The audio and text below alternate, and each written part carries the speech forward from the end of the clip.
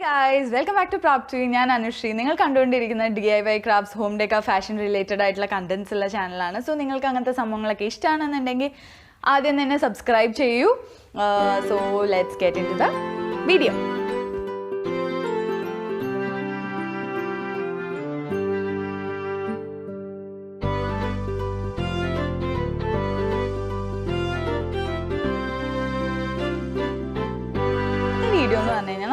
ആക്രിസാനങ്ങളൊക്കെ ഉപയോഗിച്ചിട്ട് ഒരു സ്റ്റാൻഡ് ഉണ്ടാക്കാൻ പോകണം. അതായത് ഒരു 3 ലെയർ 3 4 ലെയർ ഉള്ള ഒരു സ്റ്റാൻഡാണ്. സോ അതിന് വേണ്ടിയിട്ട് നമ്മൾ യൂസ് ചെയ്യുന്നത് ഇവിടെ ഓൾറെഡി ഉണ്ടായിരുന്ന ഒരു മരത്തിൻ്റെ കുറച്ച് പീസസ് ബാക്കിയുണ്ട്. സോ അത് യൂസ് ചെയ്യുന്നുണ്ട്. പ്ലസ് നമ്മൾ ആക്രിക്കടയിൽ നിന്ന് വാങ്ങിയ കുറച്ച് സംഭവങ്ങളും കൂടി യൂസ് ചെയ്തിട്ടാണ് ഇത് ഉണ്ടാക്കുന്നത്. സോ നമുക്ക് let's get into the make. നമ്മൾ യൂസ് ചെയ്യാൻ പോകുന്ന സാധനമാണ് ഇതെന്ന് പറഞ്ഞു കഴിഞ്ഞാൽ നമ്മൾ ഹോം ഡെക്കറിൻ്റെ ഒരു വീഡിയോ ചെയ്യാൻ വേണ്ടിയിട്ട് ഒരു വിൻഡോ അന്വേഷിച്ച് പോയതാട്ടോ. ശരിക്കും പറഞ്ഞാൽ ഒരു ആക്രിക്കടയിൽ നിന്ന് കിട്ടിയതാണ് കേട്ടോ. ഇത് ഒരു പണ്ടത്തെ ടൈപ്പ് ഓഫ് കട്ടിലിൻ്റെ കാലാന്ന് തോന്നുന്നു. ഇത് നല്ല ഭംഗിയുണ്ട്. ഇത് നമുക്ക് പെയിൻ്റൊക്കെ ചെയ്തെടുക്കുമ്പോൾ നല്ല രസമുണ്ടാവും. അപ്പോൾ ഇത് നമ്മൾ യൂസ് ചെയ്യുന്നുണ്ട്. അതേപോലെ തന്നെ നമ്മുടെ ഇവിടെ മുന്നേ ഒരു മരം മുറിച്ചിട്ടുണ്ടായിരുന്നു. ഒരുപാട് വീഡിയോസിൽ യൂസ് ചെയ്തിട്ടുണ്ട്. അപ്പോൾ അതിൻ്റെ കുറച്ച് കഷ്ണങ്ങളാണ് ഇത്. നമ്മൾ റൗണ്ടായിട്ട് മുറിക്കാൻ പറഞ്ഞിട്ടുണ്ടായിരുന്നു അവരുടെ അടുത്ത്.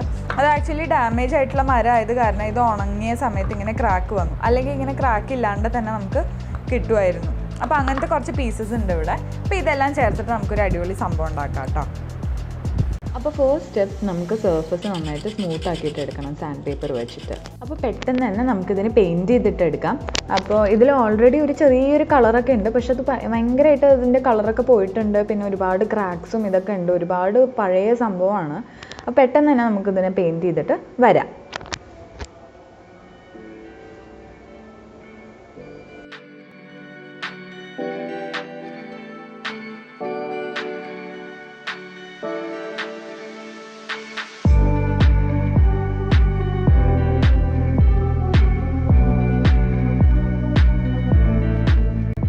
പെയിൻറ്റിങ് ഓൾമോസ്റ്റ് കഴിഞ്ഞു. ചെറിയ ഡീറ്റെയിലും കൂടിയും ചെയ്യുകയാണ്. അപ്പോൾ നമ്മുടെ പഴയ സംഭവം ഇപ്പോൾ പുതുതുപോലെ തന്നെ ഇരിക്കുന്നുണ്ട്.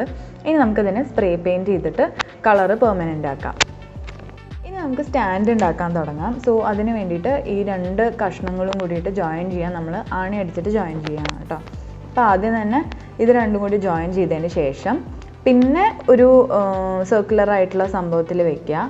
എന്നിട്ട് അതിനെ അപ്സൈഡ് ഡൗൺ വെച്ചിട്ട് വീണ്ടും ഒരു ആണി അടിക്കുകയാണ് ചെയ്യണത്. അപ്പോൾ ഇങ്ങനെ 2 എണ്ണം നമുക്ക് അറ്റാച്ച് ചെയ്യാൻ പറ്റും. പക്ഷേ ഇതിൻ്റെ മേലെ ഇനി അറ്റാച്ച് ചെയ്യണമെങ്കിലായിരുന്നു ഭയങ്കര പ്രശ്നം. അപ്പോൾ ഇതിന് വേണ്ടിയിട്ട് ഗ്ലൂ ഗണ്ണും ഒന്നും ശരിയാവുന്നുണ്ടായിരുന്നില്ല. അപ്പോൾ ഞാൻ എന്താ ചെയ്യുന്നത് വെച്ചാൽ നമുക്ക് ഈ ഒരു ലുക്ക് കിട്ടണം. ഇങ്ങനെ ഒരു ലെയറായിട്ട് കിട്ടണം. പക്ഷേ നമുക്ക് മേലെ ഈ 2 എണ്ണം മുട്ടിക്കാൻ പ്രശ്നമില്ല. അതിൻ്റെ മേലെ വരുമ്പോഴാണ് പ്രശ്നം.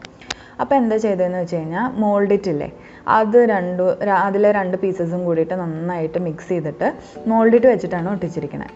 സോ നമ്മുടെ ഈ വുഡൻ സംഭവത്തിൻ്റെ മേലെ അടിയിൽ നമ്മൾ ഈ മോൾഡിറ്റ് നന്നായിട്ട് സ്പ്രെഡ് ചെയ്തതിന് ശേഷം നമ്മൾ ഈ സർക്കുലർ പീസിൻ്റെ മേലേക്ക് അറ്റാച്ച് ചെയ്യാണ്.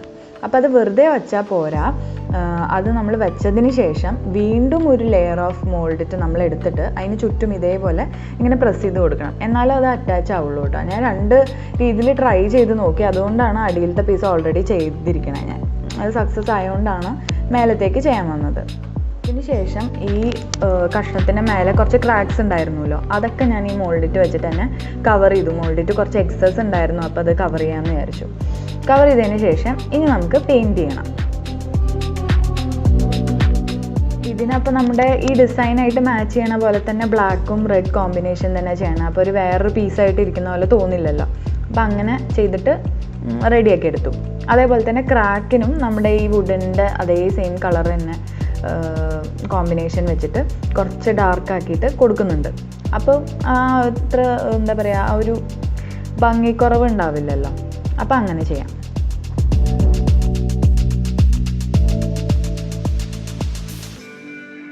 ഈ കാണുന്നതൊക്കെ എൻ്റെ ഹസ്ബൻഡിൻ്റെ കളക്ഷനാണ് കേട്ടോ. ഈ ലാഫിംഗ് ബുദ്ധ കളക്ഷനാണ്. പല സ്ഥലത്ത് പോകുന്ന സമയത്ത് കളക്ട് ചെയ്തതാണ്. അപ്പോൾ ഒരുപാടുണ്ട് ഇവിടെ. ഒരുപാടെന്ന് പറയാൻ പറ്റില്ല, കുറച്ചൊക്കെ ഉണ്ട്. അപ്പോൾ നമുക്ക് ഈ സ്റ്റാൻഡിൻ്റെ മേലെ ഈ ലാഫിംഗ് ബുദ്ധ കളക്ഷൻ നമുക്ക് അറേഞ്ച് ചെയ്യാമെന്നാണ് വിചാരിക്കണേ കേട്ടോ.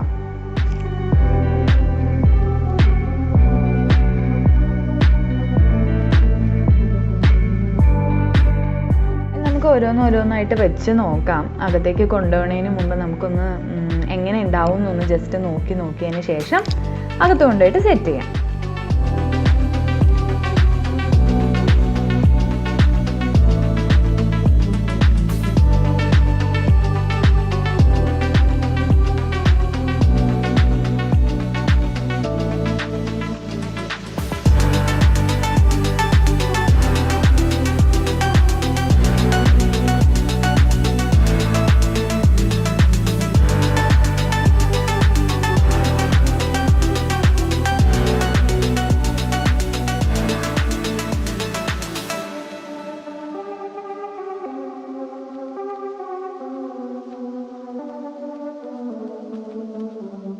അപ്പം ഇങ്ങനെയാണ് സംഭവം.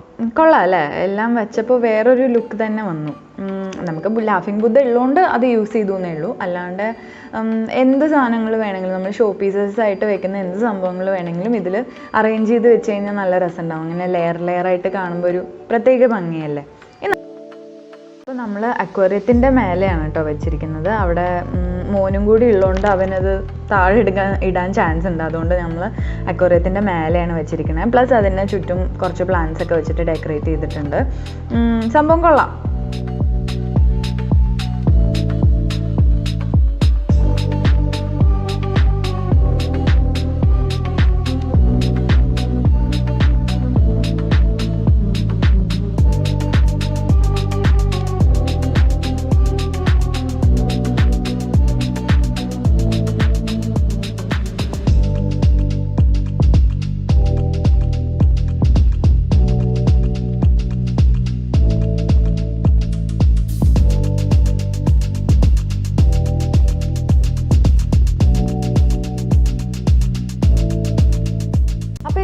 ഇന്നത്തെ വീഡിയോ. അപ്പോൾ നിങ്ങൾക്ക് ഇഷ്ടമായി എന്ന് വിചാരിക്കണോ? ഇഷ്ടമായിട്ടുണ്ടെങ്കിൽ definitely like, share and subscribe. അതുപോലെ തന്നെ കമൻറ്റും കൂടി ചെയ്യണം. അപ്പോൾ നമുക്ക് കൂടുതൽ വീഡിയോസ് ഉണ്ടാക്കാനൊരു മോട്ടിവേഷൻ അല്ലേ. അപ്പോൾ thanks for watching. Stay safe. By.